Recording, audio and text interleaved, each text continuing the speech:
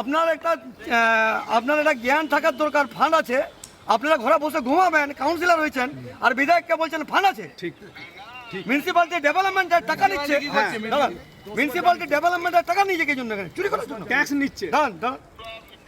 আমি অপোজিশন বিধায়ক ছিলাম, আপনি ঘরে বসে তামাক খাবেন, কমিশন খাবেন, আর মিউনিসিপ্যালিটি ট্যাক্স দিবে, ডেভেলপমেন্ট দিবে, আর আপনি এইসব কথা বলবেন। বিধায়ক হিসেবে বিধানসভার শপথ বাক্য পাঠ করার পরপরই একেবারে অ্যাকশন মোডে দেখা গেল বাঁকুড়ার নবনির্বাচিত বিজেপি বিধায়ক নীলাদ্রি শেখর দানাকে।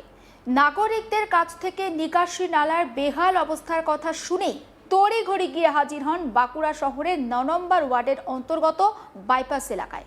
সেখানে নিকাশি নালার বেহাল অবস্থা দেখে মেজাজ ধরে রাখতে পারলেন না তিনি। এলাকাবাসীর অভিযোগ, বিষয়টি বারবার পৌর প্রতিনিধি সহ পুরসভাতে জানানো হলেও কেউ কর্ণপাত করেনি। এরপরই এলাকায় তৃণমূলের পুর প্রতিনিধিকে ফোন করে বিধায়ক নীলাদ্রি শেখর দানা জানান পুরো বিষয়। ফোনের ওপার থেকে ওই তৃণমূল কাউন্সিলর বিভিন্ন অজুহাত দেখানোর সমস্যার সমাধানের জন্য কড়া সুরে ধমক দিলেন বিজেপি বিধায়ক নীলাদ্রি শেখর দানা। যদিও পরক্ষণেই এলাকার নির্বাচিত পৌর প্রতিনিধি হওয়ায় সমস্যার সমাধান করার জন্য অনুরোধও করলেন তৃণমূলের ওই কাউন্সিলরকে। পরে সংবাদ মাধ্যমের মুখোমুখি হয়ে বিজেপি বিধায়ক নীলাদ্রিবাবু জানান, কাটমানি খাওয়ার দিন শেষ, রাজ্যে পরিবর্তনের সরকার সব কিছুর হিসাব করবে। একবার আপনাদেরকে শোনাই ঠিক কি ধমক দিয়েছেন বিধায়ক সেই ভিডিও। আপনার ওয়ার্ডের বাইপাস যে পূর্বাশা এবং প্রত্যাশা, এই ফ্ল্যাটের যে জলটা বেরোয়, ড্রেনটাকে টোটালি মাটি ফাটি ফেলে এটাকে জলের বেরিয়ে যাওয়ার রাস্তাটাকে অবস্ট্রাক্ট করে দিয়েছে। তো আপনার কাছে খবরটা নেই? হ্যাঁ,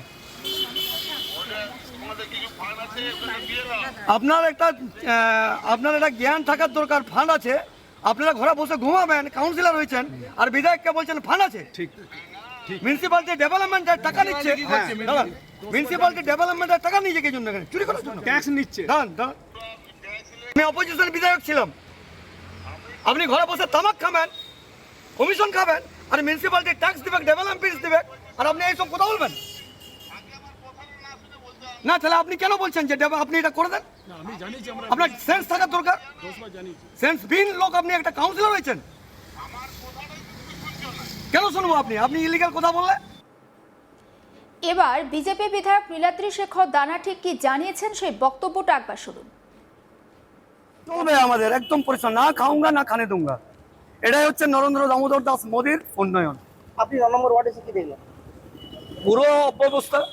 10 বছরের একজন কাউন্সিলর ভ্রমর বাবু, তাকে আমি ফোন করলাম, দেখলেন আপনারা লাইনে, আমি নিলাম।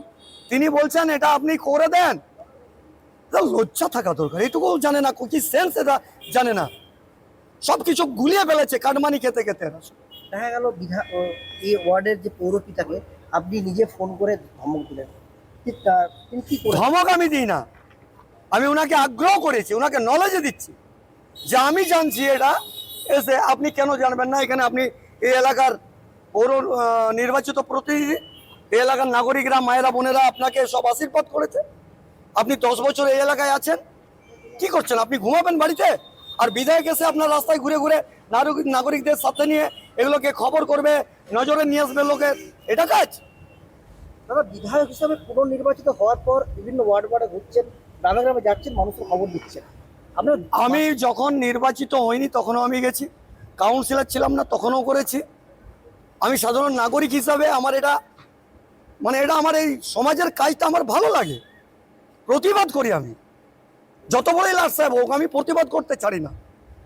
আপনারা দেখেছেন বিভিন্ন সময় আমাকে কিভাবে হ্যারেস করেছে, মিথ্যে মামলা দিয়ে জেলে ঢুকিয়েছে, বারবার করে মিথ্যে মামলা, মিথ্যে কথা বলে ওরা প্রস্তার লাগিয়েছে। আমি জানি সত্যমেব জয়তে, সত্য উদ্ঘাটিত হবেই। আজকে পশ্চিমবাংলার মানুষ পরিত্রাণ পেয়েছে, অক্সিজেন পাচ্ছে, তারা আজকে বাড়ি থেকে বেরোতে পারছিল না। মুখ্যমন্ত্রী নিদান দিয়েছিলেন, আমাদের বিদায়ী মুখ্যমন্ত্রী, যে 10টার পরে 8টার পরে মেয়েরা রাস্তায় বেরোবে না। এই পশ্চিমবাংলা আমরা চেয়েছিলাম, যে পশ্চিমবাংলায় শ্যামাপ্রসাদের স্বপ্ন ছিল। আজকে এই পূর্ব বাংলার মধ্যে এটাকে আবার সংগঠিত হয়ে যাচ্ছিল, বাংলাদেশের সাথে সংগঠিত হতে চলেছিল। এক শ্রেণীর সম্প্রদায়কে দুধেল গাই বলে আখ্যা দিয়েছে। দুধেল গাই কারা? যে গরু দুধ দেয়, তার মানে মুসলিমদেরকে তারা দুধেল গাই বলে আখ্যা দিয়েছে, তাদেরকে লুঙ্গি বাহিনী বলেছে, ঢিল ছোড়ার জন্য, হিন্দুদেরকে মারার জন্য, হিন্দু মায়েদের উপরে অত্যাচার করার জন্য, যার জন্য পশ্চিমবাংলার সনাতনীরা আজকে জাগ্রত হয়েছে। মায়েরা বিপুল হারে প্রতিবাদ জানিয়েছে, এই বিধানসভায় ইতিহাস তৈরি করেছে।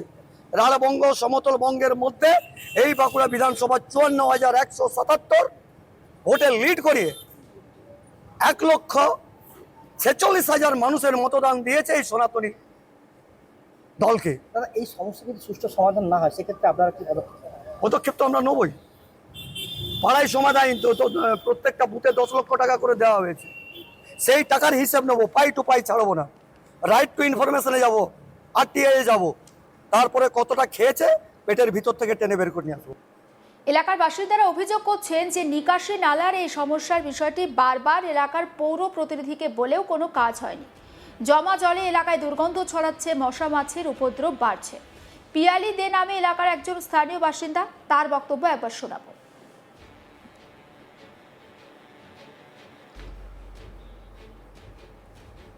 হ্যাঁ, কি সমস্যা আপনাদের? আমাদের এখানে ড্রেনেজ সিস্টেমটা লক হয়ে গেছে একদম। কেন? জল যাচ্ছে না। এই যে এখানে নোংরা টোংরা সব ফেলে দিয়ে ওখানে বাড়ি কিছু একটা তৈরি হবে বলে বোধহয় সম্ভবত কিছু একটা হবে, ওখানে ওই জন্য ব্লকেজ হয়ে গেছে। এখানে একটা কালভার্ট ছিল, ফলে ওই দিক দিয়ে জলটা পাস হতো, পাস না হওয়ার জন্য এখানটা পুরো দেখুন একদম দেখা যাচ্ছে পুরো একদম মশাদের ভর্তি, জল একদম মানে মেঝের লেভেলে হয়ে গেছে। কাউন্সিলরে নোংরা। ডেকেছিলেন? হ্যাঁ, জানানো হয়েছে। কোনো কাজ হয়নি? না, কোনো কাজ হয়নি। আজকে কাল দেখলাম আমাদের এখান থেকে যাওয়া হয়েছে, কিন্তু এখন অবধি কোনো অ্যাকশন নেননি। এখন নীলাদিবাবু এসেছেন, এসে উনি তদারকি জানিয়েছেন করছেন। নীলাদিবাবু হ্যাঁ হ্যাঁ জানিয়েছেন। হ্যাঁ, তদারকি করছেন। উনি বলেছেন যে খুব তাড়াতাড়ি এটা সমাধানের আশ্বাস দিয়ে গেছেন। এবার দেখ সমস্ত বিষয়টা নিয়ে আমার কলিগ নির্ভীক চৌধুরীর একটি রিপোর্ট রাখবো আপনাদের জন্য। এই মুহূর্তে আমরা দাঁড়িয়ে রয়েছি বাঁকুড়া যে পৌর শহর, তার 9 নম্বর ওয়ার্ড, যেখানে আমি দেখাতে বলবো আমার ক্যামেরা পার্সনকে যে দুটি আবাসন রয়েছে, সেই আবাসনে কিন্তু একাধিক পরিবার বসবাস করে আসছেন আজ দীর্ঘদিন ধরে। তাদের যারা বারংবার অভিযোগ যে এই এলাকার যারা পৌরপিতা, তাকে বারংবার নিকাশির কথা জানানো হওয়ার পরেও তিনি কিন্তু তৎপর হয়নি। আমি দেখাতে বলবো যে এই যে ফ্ল্যাট, ঠিক তার পাশেই কিন্তু জমে রয়েছে এই জল, এবং এই সমস্যা সমাধানের জন্য একাধিকবার স্থানীয় যিনি কাউন্সিলর রয়েছেন তার এবং পৌরসভার দ্বারস্থ হলেও কিন্তু কোনো সুরাহা মেলেনি। অবশেষে বাঁকুড়ার যিনি নবনির্বাচিত বিধায়ক, তার দ্বারস্থ হন, খবর পাঠানো হয় তাকে। দ্রুত নীলাদ্রিবাবু ঘটনাস্থলে ছুটে আসেন এবং তিনি তার নিজের ফোন থেকে এলাকার যিনি তৃণমূল কংগ্রেসের কাউন্সিলর রয়েছে তাকে ফোন করে বিষয়টির কথা জানান। কাউন্সিলর নানা অজুহাত দিলে তাকে রীতিমতন ধমক দিতেও শোনা গেল। তবে পরিবর্তনের ফলে তা আশ্বস্ত হচ্ছে কি এখানকার আবাসনের বাসিন্দা বা এই পৌরশহরের বাসিন্দা, সেটাই এখন দেখার বিষয়। এবং আগামী দিনে কি পদক্ষেপ নেওয়া হয় নবনির্বাচিত বিধায়কের তরফ থেকে, তার দিকে তাকিয়ে এই আবাসনের বাসিন্দারা।